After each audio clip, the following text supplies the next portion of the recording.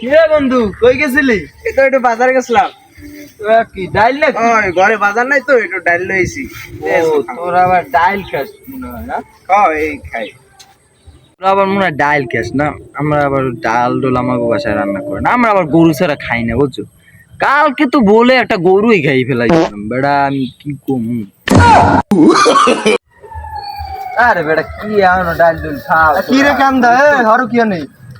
আরে বাবা মোর চশমা লইনবি কুচুর কুচুর এমনি সই দেইনি আনি ঘরে বাজার যাবি বাজার যাই এই 50টা লই যাই দে চাউল আনবি এমনি ঘরে খাওয়ার কিছু নাই চালমল নাই এই দে নালে মরিচ টরিচ দিকে দেখাচ্ছিস মন আমার বে হয়